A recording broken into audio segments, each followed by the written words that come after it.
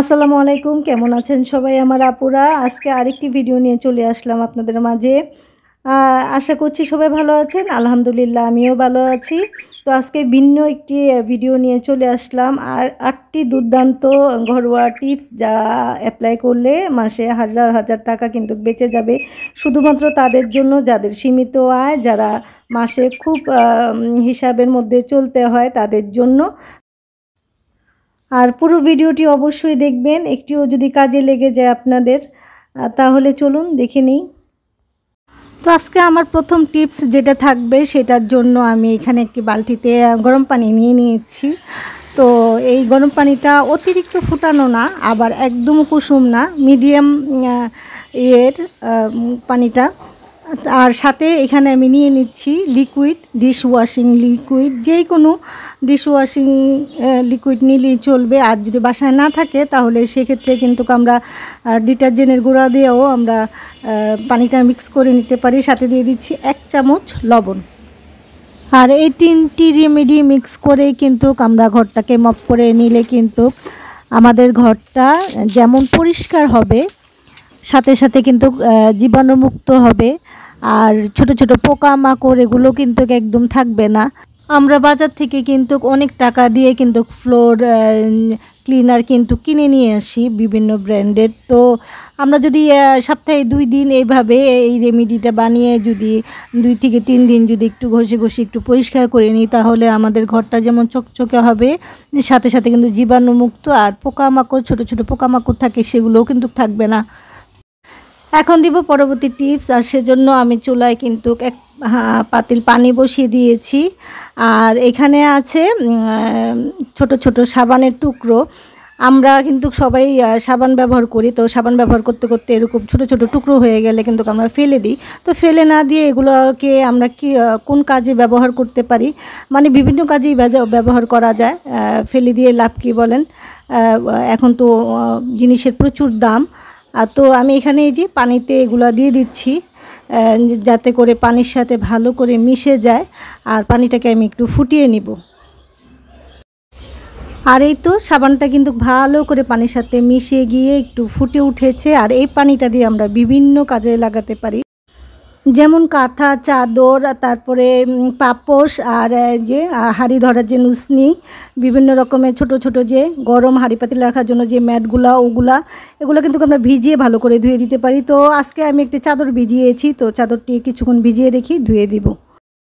এখন নিয়ে আসলাম আরেকটি টিপস। সেজন্য একটি পুরানো চাদর আমি নিয়েছি। আর এই চাদরটা মাঝখান থেকে ফেটে গিয়েছে, আর সাইডের অংশগুলো একদম নতুনের মতো। তো এটাকে আমি আজকে কাজে লাগাবো।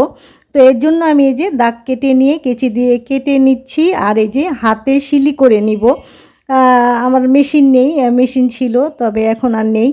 তো এই চাদর কিন্তু আমরা অনেক দিয়ে দেই কিংবা ফেলে দেই। তো ফেলে না দিয়ে এভাবে আমরা যদি ঘরের বিভিন্ন জিনিস বানাই, তাহলে কিন্তু আমাদের কিন্তু অনেকটা টাকা কিন্তু সাশ্রয়ী হয়।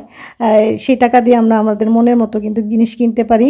আর এই যে আমি হাতে সিলি করে নিচ্ছি। এখন বলছি আমি কি বানাচ্ছি। আমি হচ্ছে মাথার বালিশের ভিতরে যে কাভার আছে সেটা বানাচ্ছি, আর কুশন কাভার বানাচ্ছি। আমরা চাইলে এটা দিয়ে কুল বালিশের যে ভিতরের কাভারটা আছে সেটাও বানাতে পারি, আবার ফ্রিজের কাভার থাকলে সেটাও বানাতে পারি। হাতের থেকে আসলে মেশিন থাকলে খুব দ্রুত হয়। তো আমার মেশিন নেই, কিছু আসলে করার নেই। আসলে ফেলে দিয়ে লাভ কি? ফেলে দিলে কিন্তু আমাদের এই যে টাকা দিয়ে এই কাপড়টা কিনে আনতে হতো, সেক্ষেত্রে কিন্তু টাকা খরচ হইতো। আর এই কাপড়টা তো খারাপ না, মাঝখান দিয়ে ফেটে গিয়েছে, তো সেটা তো আমি কেচি দিয়ে কেটে ফেলে দিয়েছি। আর সাইডের যে একদম নতুনের মতো, তো সেটা দিয়ে এই ভিতরের কাভার তো আর দেখা যায় না, উপরের কাভারটাই দেখা যায়। তো এইভাবে আমরা কিন্তু এই যে টাকা সাশ্রয় করতে পারি। ঘরে অনেক কিছু আছে ঘরের, আমরা একটু মহিলারা বুদ্ধি করে যদি আমরা করে নিই কাজগুলো, তাহলে কিন্তু আমাদের মাসিক কিন্তু অনেক টাকাই কিন্তু বেঁচে যায়। আর আমরা সেই টাকা দিয়ে আমাদের পছন্দ মতো জিনিস কিন্তু আমরা কিনতে পারি। এই যে কিছুটা ফাঁকা রেখে রেখে আমি এই কাভারগুলো সিলিয়েছি, যাতে করে তুলা ভরা যায়। তো আমি তো ওই যে কয়েক মাস পর পরই এই যে পুরানো ভিতরের যে কাভার ওটা ফেলে দিয়ে আবার তুলোগুলো আবারও রোদে দিয়ে তারপরে যে এটার ভিতরে ঢুকায়া মানে তারপরে সিলি করে নিই। তো কেমন লাগলো আজকে ভিডিওটি আপুরা অবশ্যই জানাবেন। আমি জানি আমার আপুরা আরও এক্সপার্ট কাজে। তো তবে আমার জ্ঞান অনুযায়ী আমি করেছি। কেমন লাগছে অবশ্যই কমেন্টের মাধ্যমে জানাবেন, আর অবশ্যই একটি লাইক করে দিবেন।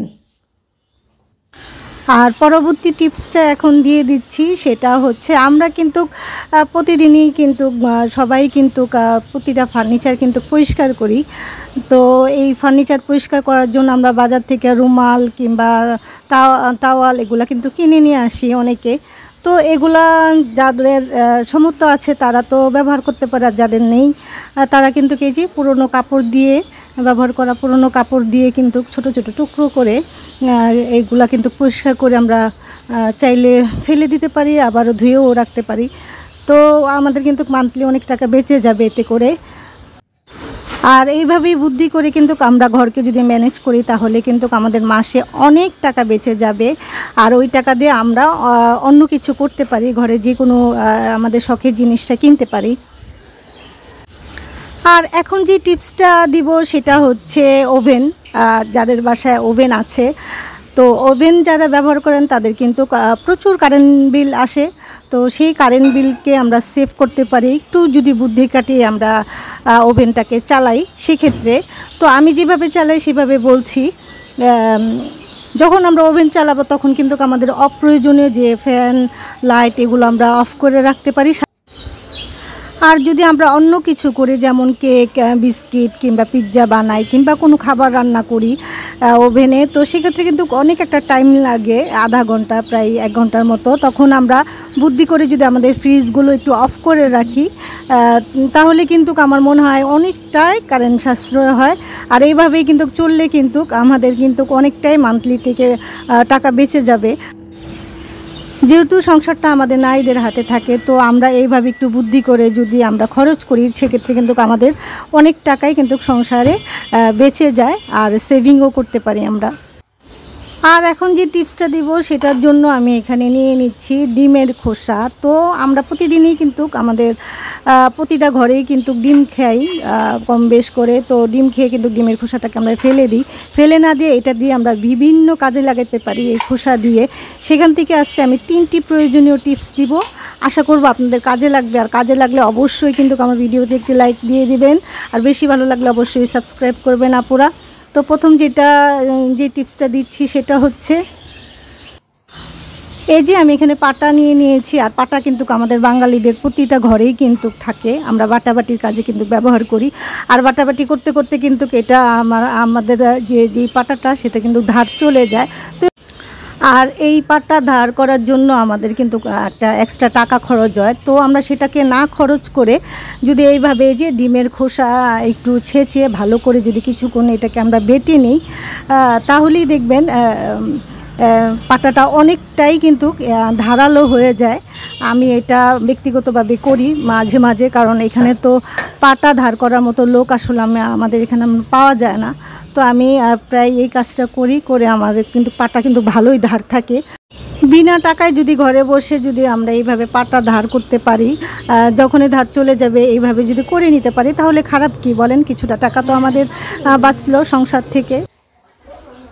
আর এখন দ্বিতীয় টিপসটি দিব ডিমের খোসা দিয়ে। তো সেজন্য আমি একটি ব্লেন্ডার নিয়ে নিয়েছি।